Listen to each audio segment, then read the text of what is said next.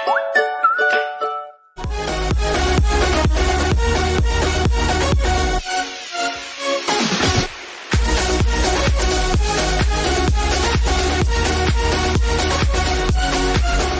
warahmatullahi wabarakatuh. Selamat pagi anak-anak. Senang bertemu kalian kembali di channel Timur Andi Channel. Jangan lupa subscribe, like, komen, dan tekan loncengnya. Terima kasih. Wassalamualaikum warahmatullahi wabarakatuh.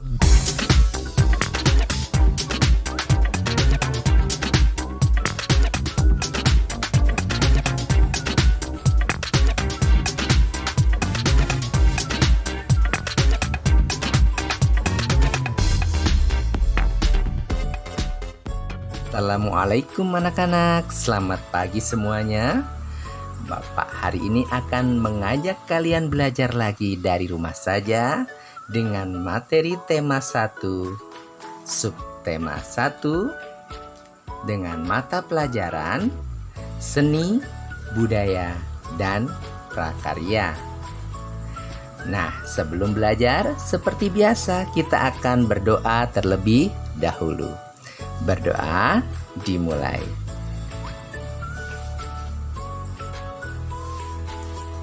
Selesai. Nah, sudahkah kalian menyiapkan buku catatan dan alat tulis? Apabila sudah, Bapak akan membacakan tujuan pembelajaran hari ini. Tujuan pembelajaran hari ini adalah peserta didik dapat menjelaskan karya seni patung dengan benar. Kemudian, peserta didik dapat membuat karya seni patung sederhana dengan bahan plastisin secara mandiri. Sudah siap? Yuk kita ikutin pembelajaran dari pertama.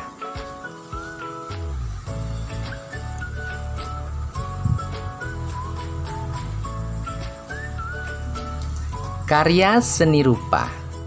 Karya seni rupa terbagi menjadi 2 jenis. Yang pertama adalah karya seni rupa 2 dimensi, kemudian dengan karya seni rupa 3 dimensi. Nah, apa sih contohnya karya seni 2 dimensi dan karya seni 3 dimensi? Berikut contoh karya seni 2 dimensi, yaitu 1 berupa lukisan, 2 berupa batik. Nah, karya seni 2 dimensi hanya bisa dilihat saja dan tidak memiliki bentuk. Ya. Sehingga dia apabila diraba hanya berupa lembaran. Kemudian, apa contoh karya seni 3 dimensi? Yaitu patung. Berikut gambar-gambar patung dan bahan yang digunakan. Pertama, patung ikan dengan bahan semen putih atau gips. Kemudian ada kura-kura dengan bahan sabun batang dan gajah dengan bahan plastisin. Nah, mari kita pelajarin patung itu apa. Patung adalah karya seni 3 dimensi yang meniru bentuk manusia, hewan, tumbuhan, ataupun benda yang dibuat menggunakan teknik tertentu. Nah, ciri-ciri karya seni 3 dimensi adalah memiliki panjang, lebar, dan tinggi, serta dapat dilihat dari segala arah. Berikut jenis-jenis patung beserta fungsinya. Yang pertama adalah patung religi. Kemudian ada patung monumen. Lanjut ada patung arsitektur, patung dekorasi, dan yang terakhir adalah patung seni. Apa saja fungsi mereka? Yang pertama, patung religi fungsinya sebagai sarana untuk beribadah dan bermakna religius. Kemudian patung monumen berfungsi untuk mengenang jasa pahlawan atau peristiwa bersejarah suatu bangsa. Patung arsitektur memiliki fungsi sebagai pelengkap konstruksi bangunan. Patung dekorasi juga memiliki fungsi sebagai penghias bangunan, taman, atau tempat lain. Sedangkan patung seni memiliki fungsi untuk dinikmati keindahan bentuknya. Nah, itu dia 5 jenis patung beserta fungsi-fungsinya. Sedangkan berdasarkan bentuknya, patung dibagi menjadi 2 jenis, yaitu bentuk figuratif dan yang kedua adalah bentuk non-figuratif. Apa itu bentuk figuratif dan apa itu bentuk non-figuratif? Bentuk figuratif adalah bentuk patung yang realis, seperti bentuk manusia, hewan, dan tumbuhan. Sedangkan bentuk non-figuratif adalah bentuk-bentuk patung yang terlepas dari bentuk alam atau bentuknya abstrak seperti garis, lengkungan, bulat, atau memanjang. Nah, sekarang kita berbicara tentang bahan pembuatnya. Bahan pembuat patung terbagi menjadi 2 jenis, yaitu bahan yang masih lunak dan bahan yang keras. Apa itu bahan lunak? Bahan lunak adalah bahan yang empuk dan teksturnya mudah dibentuk. Contohnya tanah liat, lilin, sabun, dan plastisin. Bahan lunak perlu proses pengerasan dalam membuat patung.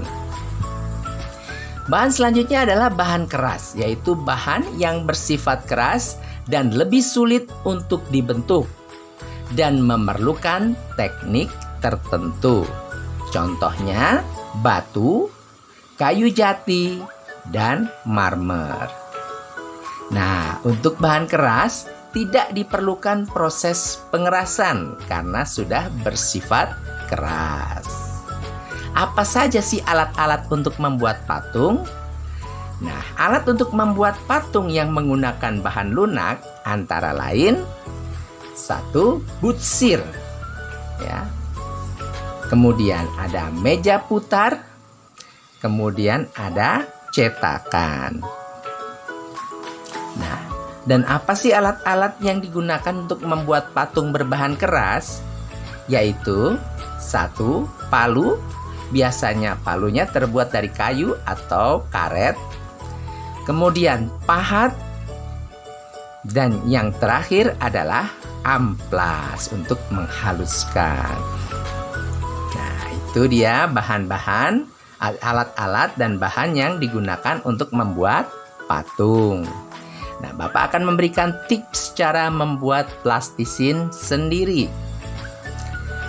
Nah, kita tengok bahan apa saja yang diperlukan. Yang pertama adalah 2 cangkir terigu, setengah cangkir garam, 2 sendok makan minyak sayur, 1,5 cangkir air hangat, dan pewarna makanan. Nah, berikut cara pembuatannya. Pertama, campurkan terigu, garam, dan minyak sayur dalam wadah. Kemudian yang kedua, masukkan air hangat secara bertahap hingga adonan menjadi liat, tidak terlalu lembek. Yang ketiga, gulung dan remas-remas adonan hingga bercampur dengan sempurna. Yang keempat, bagi adonan menjadi beberapa bagian, buatlah lubang di tengahnya dan teteskan pewarna makanan.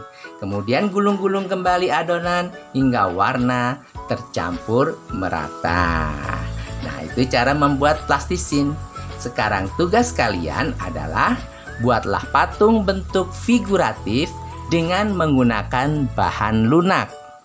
Kalian sudah tahu tadi bahan figuratif adalah bentuk figuratif itu menyerupai manusia, hewan, dan tumbuhan. Saran Bapak, buatlah hewan dan tumbuhan.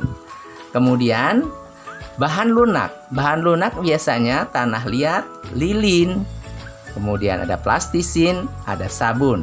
Nah, saran Bapak pergunakan sabun atau plastisin saja. Nah, kemudian kapan dikerjakannya? Ya. Waktunya Bapak beri waktu 1 minggu untuk menyelesaikan proyek seni budaya dan prakarya ini. Nah, kalau sekarang tanggal 16 Juli, maka tenggat waktunya adalah tanggal 23 Juli. Nah, Bapak tunggu ya tugas kalian. Nah, Bapak cukupkan kegiatan hari ini. Wassalamualaikum warahmatullahi wabarakatuh.